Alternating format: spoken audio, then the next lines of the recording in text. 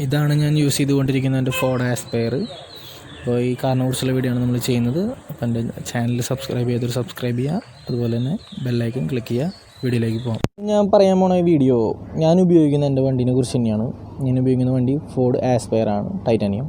അപ്പോൾ ഒരു വർഷം 5 മാസമായി ഞാൻ ഈ വണ്ടി ഉപയോഗിക്കുന്നു. 1,05,000 സംതിങ് കിലോമീറ്റർ ഞാൻ ഈ വണ്ടി ഓടിയിട്ടുണ്ട്. അപ്പോൾ ഈ 1,05,000 സംതിങ് കിലോമീറ്ററിൽ എനിക്ക് വന്നിട്ടുള്ള വണ്ടിയിൽ തോന്നിയിട്ടുള്ള കുറച്ച് നല്ല കാര്യങ്ങളും അതുപോലെ തന്നെ മോശം കാര്യങ്ങളാണ് നിങ്ങൾക്കായിട്ട് ഈ വീഡിയോയിലൂടെ ഞാൻ ഷെയർ ചെയ്യണത്.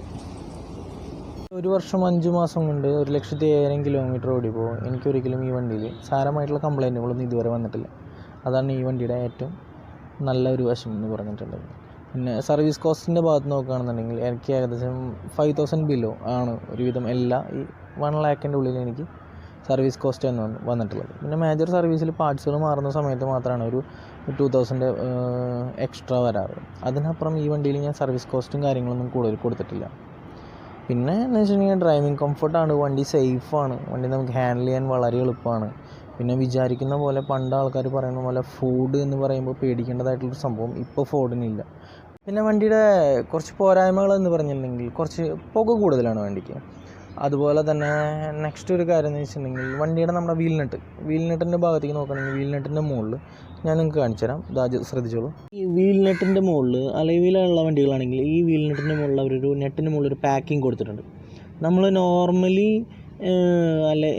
അലൈവിലുള്ള വണ്ടികളിലാണ് ഇത് കൂടുതൽ കാണുക. ഇതിനായാലും ആസ്പയറിനാണെങ്കിലും എക്കോസ്പോർട്ടിനാണെങ്കിലും ഈ സെയിം നെറ്റാണ് വരുന്നത്. അപ്പോൾ ഈ നെറ്റിൻ്റെ പ്രത്യേകത എന്ന് വെച്ചിട്ടുണ്ടെങ്കിൽ നമ്മളിപ്പോൾ അലൈൻമെൻറ്റ് ചെയ്യാനൊക്കെ പോകുന്ന സമയത്ത് അവരത് ശ്രദ്ധിക്കാതെ അഴിച്ചിട്ടുണ്ടെങ്കിൽ, ത്രെഡിൽ കറക്റ്റ് ആവാതെ അഴിച്ചിട്ടുണ്ടെങ്കിൽ ഈ മുകളിലത്തെ പാക്കിങ് ഞളങ്ങാനുള്ള സാധ്യത കൂടുതലാണ്. ഇത് ഞളങ്ങിയിട്ടുണ്ടെങ്കിൽ നമുക്കിത് ഊരിയെടുക്കാനും ബൈ ചാൻസ് നമുക്ക് ടയർ ഊരണമെന്നുണ്ടെങ്കിൽ കുറച്ച് ബുദ്ധിമുട്ടായിരിക്കും. അപ്പോൾ നമ്മൾ അലൈൻമെൻറ്റ് ചെയ്യാൻ ഷോപ്പിൽ പോകുമ്പോൾ പ്രത്യേകം അവരുടെ അടുത്ത് പറയേണ്ട കാര്യം എന്ന് വെച്ചാൽ ഈ നെറ്റ് ഇടുമ്പോൾ അവർ ത്രെഡ് ഊരുന്ന സമയത്ത് കുറച്ച് ശ്രദ്ധിച്ച് ഊരാനായിട്ട് പറയാം. വേറെ ഈ ഞളക്കം വരാതിരുന്നാൽ നമുക്ക് ഈ നെറ്റ് ഊരാനായിട്ട് വലിയ കുഴപ്പമില്ല, പെട്ടെന്ന് തന്നെ സാധിക്കും.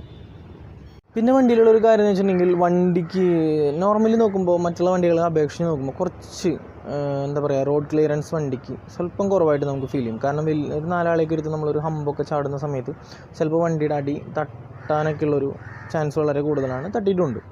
അപ്പോൾ നമുക്ക് അതിനുള്ളൊരു മാർഗ്ഗം എന്ന് പറഞ്ഞാൽ റോഡ് ക്ലിയറൻസ് കൂട്ടുക. അതിന് വേണ്ടി നമുക്ക് ചെയ്യാൻ പറ്റുന്ന ഒറ്റൊരു കാര്യം എന്ന് വെച്ചിട്ടുണ്ടെങ്കിൽ നമ്മുടെ വീലിൻ്റെ സ്വല്പം സൈസ് ഒന്ന് കൂട്ടുക, ടയറിൻ്റെ സൈസ് ഒന്ന് കൂട്ടുക. അതാണ് നമുക്ക് ഇതിൽ ചെയ്യാൻ പറ്റിയിട്ടുള്ള ഒരു കാര്യം. അപ്പോൾ ഞാൻ യൂസ് ചെയ്ത് എൻ്റെ ടയർ സൈസ് ഞാൻ കൂട്ടിയിട്ടുണ്ട്. ഞാനത് നിങ്ങൾക്ക് കാണിച്ചു തരാം.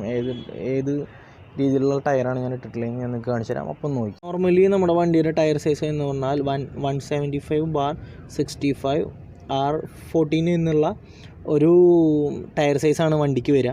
അതിന് പകരം സ്വല്പം ഒന്ന് ടയറിൽ വ്യത്യാസം വരുത്തി 185/65R14.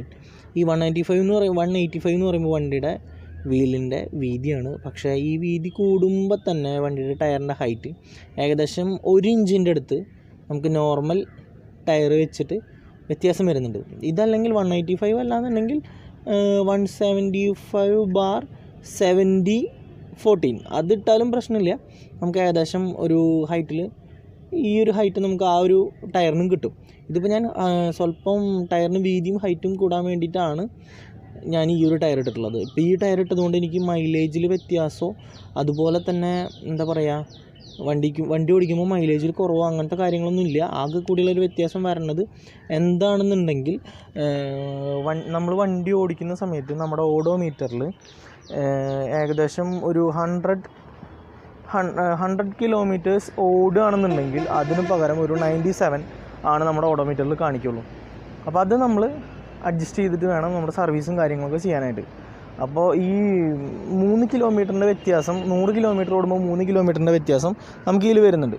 ഈ ഒരു ടയർ സൈസ് വലുതാക്കുമ്പോൾ വേറെ ഒരു ഇതും നമുക്ക് അതിൽ വരുന്നില്ല. മൊത്തത്തിൽ നോക്കുമ്പോൾ ഞാൻ ഈ വണ്ടിയിൽ ഫുൾ സാറ്റിസ്ഫൈഡ് ആണ്. അപ്പോൾ ഫോർഡിൻ്റെ വണ്ടി എടുത്തിട്ടുള്ള ആൾക്കാർ മറ്റുള്ളവരെ കാര്യങ്ങൾ പറയണത് കേൾക്കാതെ, മറ്റുള്ളവർ പറഞ്ഞു കേൾക്കുന്നത് പേടിക്കാതെ ധൈര്യമായിട്ട് മുന്നോട്ട് പോവുക. അനുഭവം കൊണ്ടാണ് പറയണത്. പ്രത്യേകിച്ച് ഇതുവരെ പ്രശ്നങ്ങളും കാര്യങ്ങളൊന്നും എനിക്ക് ഇതുവരെ വന്നിട്ടില്ല. ഇനിയൊക്കെയുള്ളത് ദൈവത്തിൻ്റെ കയ്യിലാണ്, നമുക്കൊന്നും പറയാൻ പറ്റില്ല. പക്ഷേ ഇതുവരെ ഇത്ര നാൾ 1,05,000 കിലോമീറ്റർ ഞാൻ ഓടിച്ചിട്ട്, അതുപോലെ തന്നെ ഇത്ര നാൾ വണ്ടി ഒരു കൊല്ലം 5 മാസം വണ്ടി എൻ്റെ കയ്യിൽ വെച്ചിട്ട് ഇത്രയും കുറച്ച് നാളുകൾ കൊണ്ടാണ് എൻ്റെ വണ്ടി 1,05,000 കിലോമീറ്റർ ഓടിയത്. അപ്പോൾ ഇത്ര നാൾ ഓടിയിട്ടും എനിക്ക് ഇതുവരെ ഒരു കംപ്ലയിൻറ്റും വന്നിട്ടില്ല, ഇനിയും വരില്ല എന്ന് പ്രതീക്ഷിക്കുന്നു.